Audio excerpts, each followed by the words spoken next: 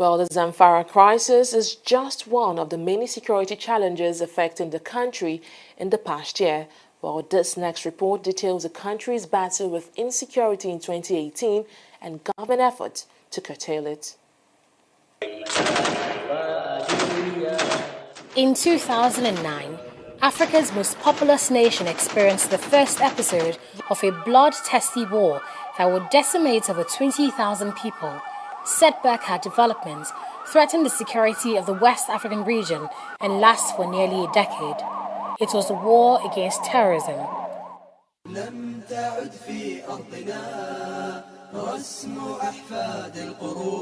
2018 marks the 9th year of the Boko Haram insurgency in Nigeria. On January 2nd, 2018, the leader of a Boko Haram faction, led by Abubakar Shekau, released a video detailing their terrorist activities in Nigeria in the past year. This was contrary to statements from President Muhammadu Buhari a day before, which assured that Nigeria had beaten Boko Haram.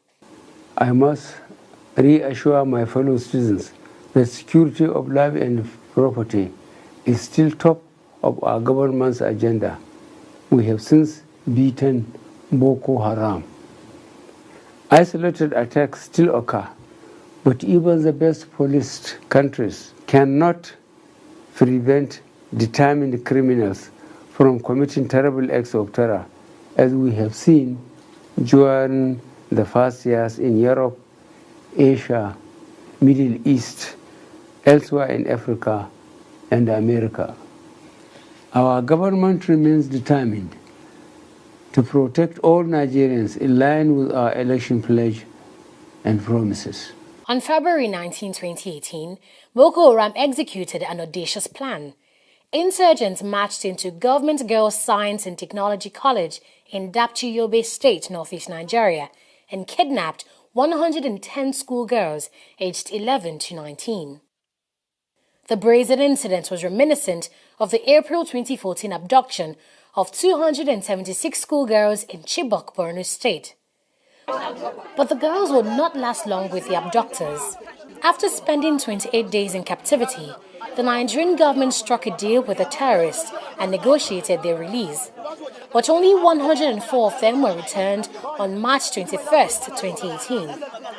5 died in transit, while one, Leah Sharibu, was not released by the sect for refusing to renounce her Christian faith. The federal government, with the aid of some very friendly countries, embarked on back-channel negotiations. These back-channel negotiations has led to the release of these girls. While Boko Haram continued to terrorize the country with suicide bombers, another security challenge was brewing. Farmers and herders in the country began a crisis over grazing land, inflaming tensions in the north-central of the country and displacing hundreds. An Amnesty International report disclosed that 3,641 people were killed between January 2016 and October 2018, 57% of them in 2018 alone, as a result of the crisis. The Nigerian government and the military became embroiled in a two-front conflict: the Boko Haram insurgency and the herders-farmers clashes. Residents of Borno, Yobe, Zamfara, Benue, Plateau, Edo, Nasarawa and Taraba states were worst affected. Pure military engagements cannot provide sustainable solution to these new threats given the nature of their complexity and root causes, particularly as noted by distinguished military strategists. Therefore, the starting point for realizing the above requires the military to have an excellent understanding of how asymmetric security challenges and conflict mutate from later stage to violence. On a sullen night on April 21st, 3 soldiers and 2 members of the Civilian Joint Task Force lost their lives in a shootout with Boko Haram terrorists. Brigadier General Texas Chukwu, then Director of Army Public Relations, confirmed the incident, noting that 3 members of the Boko Haram terrorists were neutralized in the April 21st attack. A month later, in May, the Nigerian Army announced that it had rescued over 1,000 Boko Haram hostages in different parts of Borno State. In June, not less than 130 people were killed in 11 separate attacks in northeast Nigeria. Boko Haram would later change strategy, focusing more on military targets. On July 15, 2018, the Boko Haram faction, led by Abu Musab al-Banawi, calling itself the Islamic State in West Africa province, ISWAP, overran a Nigerian army base in the northeastern part of the country. The terrorists and the army exchanged gunfire for over an hour, and many Nigerian soldiers went missing after that attack. A United Nations report released in August noted that Nigeria's cash economy was fueling Boko Haram's activities in Nigeria and the Lake Chad Basin region. The report also alleged that the Nigerian government paid ransom to Boko Haram for the release of the Dapchi schoolgirls. The government denied the claims. In September 2018, the Nigerian military recorded major victories.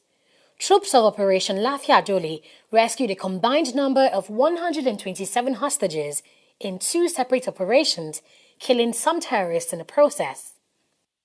But the fourth quarter of 2018 was the toughest period yet for the Nigerian military.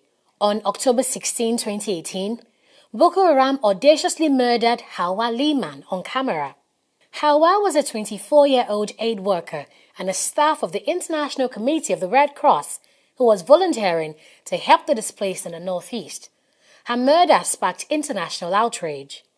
Protection of such people that want to sacrifice their life, want to volunteer service in troubled areas must be followed, and government security agencies working in all those areas must know that it is key and necessary to protect such persons. And wherever those persons are held in while they are giving service must be adequately protected. In December, Baga became the latest town to come into the limelight, and not for the right reasons. For 3 days since December 26th, Boko Haram terrorists battled with the Nigerian army for control of the fishing town in Borno State. And despite speculations that the terrorists gained the upper hand, the army in a statement noted that Boko Haram lost Baga and many of their members. 2018 was radically different from the 8 years before it in terms of security.